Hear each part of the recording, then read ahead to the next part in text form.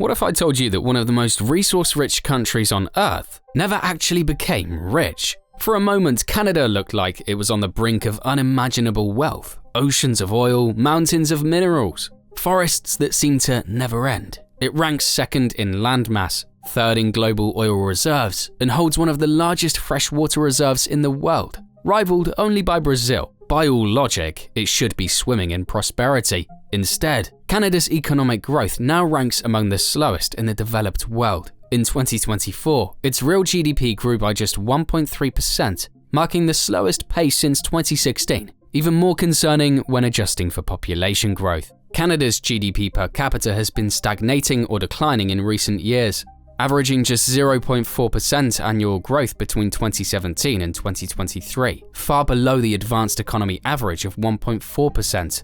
So what went wrong? How did a country with so much potential blow its chance to get stupid rich? Today, we unpack the billion-dollar missteps, political gridlocks, and missed moments that changed the future of an entire nation. When you look at the world map, Canada is hard to miss. It's the second largest country on the earth, just behind Russia, but what really makes it stand out isn't just the size, it's what's inside. Canada is sitting on a treasure chest of resources that most countries would kill to have. Think of it like nature handing you the keys to a fortune, and all you have to do is use them wisely. Take water, for example. Canada has nearly 20% of the world's freshwater supplies. Lakes, rivers, glaciers, you name it, they've got it. Then there's the forest coverage. Nearly 347 million hectares of forested land, one of the largest in the world. That's not just good for scenery, it's a multi-billion-dollar timber and pulp industry. Now let's talk minerals. The Canadian Shield, which spans from Labrador all the way to Manitoba, is a prehistoric chunk of rock packed with gold, copper, nickel, and uranium. This region has fed global demand for over a century and helped power everything from skyscrapers to smartphones. Over 50% of the world's mining companies are based in Canada, and the country exports minerals to over 160 countries. But that's just the surface. Literally, under the ground in Alberta lies the real prize, the oil sands. With an estimated 170 billion barrels of recoverable crude oil, Canada ranks third in the world for proven oil reserves, though most of it is in oil sands, which are costly and carbon intensive to extract. This alone could have made Canada an energy superpower.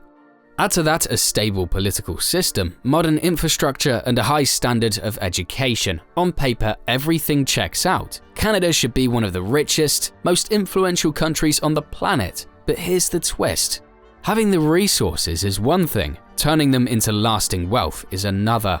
Over the years, Canada has hesitated, argued, and let opportunities slip through its fingers. It's a country with a loaded toolbox that rarely finishes the project. So the question isn't whether Canada has what it takes. It does. The real question is, why hasn't it delivered? If you're sitting on oceans of oil but can't get it to market, are you really rich or just resource rich on paper? That's the exact dilemma Canada faces, especially in Alberta, where most of the country's oil is trapped inland. It's not that the oil isn't valuable, it is. But turning that value into actual wealth depends on getting it to buyers, and that's where Canada has repeatedly dropped the ball. Let's start with the geography. Alberta is nowhere near the ocean. That means you need pipelines, lots of them, to move crude oil to ports on the west or east coast. Without that, Canada is forced to sell most of its oil to just one customer, the United States. With just one main customer and no route to global markets, Canada often sells its oil at a steep discount, sometimes $20 to $30 less per barrel than the global benchmark. That's billions of dollars gone each year.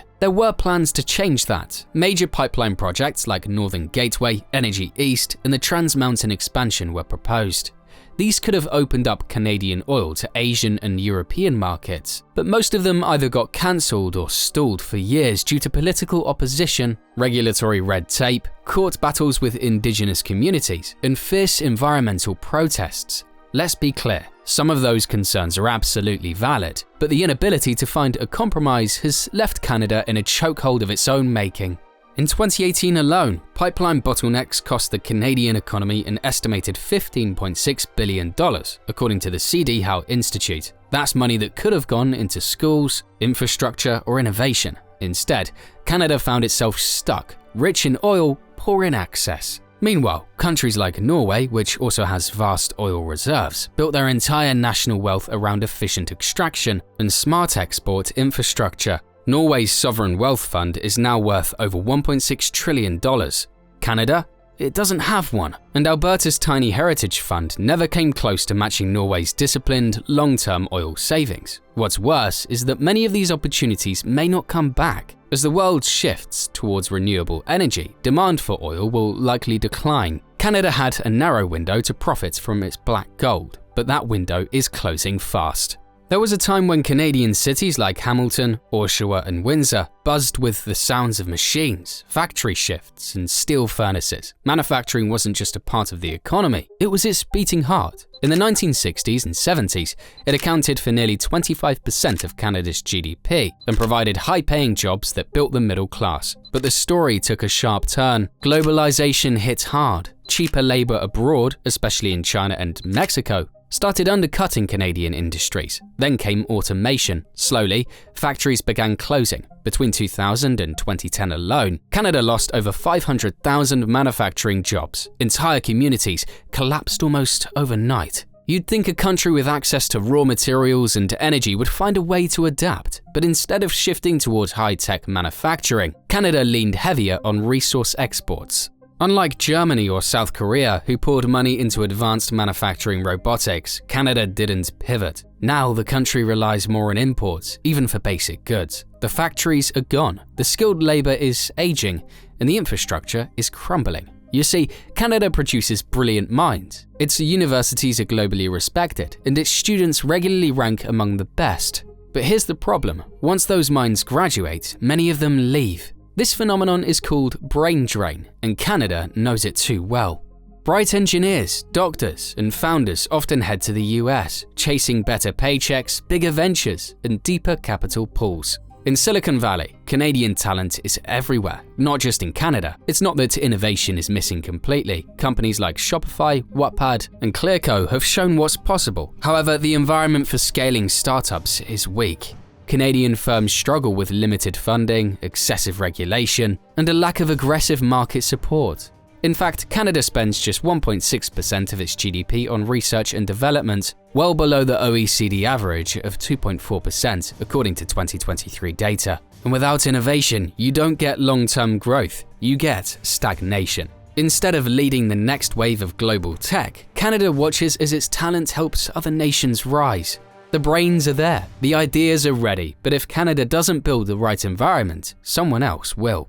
In cities like Vancouver and Toronto, the dream of owning a home has turned into a cruel joke. Housing prices have skyrocketed to the point where even six-figure earners can't afford a decent home. In fact, Toronto is now ranked among the top 10 least affordable cities in the world, and it's not getting better. From 2005 to 2020, average home prices in Canada more than doubled, while median wages barely moved. Much of this is due to a severe housing shortage, outdated zoning laws, and foreign speculation driving up demand. Add in slow construction and red tape, and the supply crunch just gets worse. And it's not just about home ownership. High rents are draining wallets, pushing people further from jobs and increasing homelessness. Young Canadians, the future workforce, are stuck living with parents or drowning in debt. Household debt in Canada is now among the highest in the G7, with mortgages making up most of it. This isn't just a social crisis, it's an anchor on the entire economy. People can't spend, can't save, can't invest. That weakens the entire system. So the question becomes, if your citizens can't afford to live in your cities, what kind of future are you really building? Despite these challenges, Canada still has the potential to become an economic powerhouse. Its abundant natural resources, educated workforce, and strong institutions provide a solid foundation for growth. To unlock this potential, Canada must diversify its economy, invest in infrastructure, and foster innovation. This includes expanding trade routes beyond the United States, supporting domestic tech and manufacturing industries, and reducing regulatory red tape that often delays or cancels large-scale projects. Imagine if Canada had completed the Energy East pipeline. It would have connected Alberta's oil to eastern refineries and ports. reducing reliance on foreign oil and boosting export options. Instead, it was cancelled in 2017 after years of delays. A report by the Canadian Energy Centre estimated that Canada forfeits $9 to $15 billion annually in lost export potential due to limited pipeline capacity. But this isn't just about oil. Canada also sits on a gold mine of critical minerals, lithium, cobalt, graphite, essential for electric vehicles and renewable energy storage. The global transition to clean energy is accelerating. Canada has announced a critical minerals strategy, but its rollout has been slow compared to global leaders like Australia and China. And when it comes to innovation, Canada has brilliant minds and strong universities, yet homegrown companies often sell out or move operations abroad. Shopify was a rare exception, but how many more Canadian tech giants could have flourished with stronger venture capital ecosystems and government incentives? Add to that the need for immigration reform, skills training, and fixing the housing market, and you see that the ingredients for wealth are all there. What's missing is bold action. Canada's shot at real prosperity isn't gone, but the window is closing fast. The world is moving fast. Resources, talent, and capital flow where opportunity meets ambition. For Canada to get stupid rich, it must start betting on itself. And maybe, just maybe, the next chapter of this story will be about how Canada turned things around and finally claimed the prosperity that's been waiting all along. Think Canada can still bounce back, or is this the point of no return? Drop your predictions below and subscribe so you don't miss the follow-up.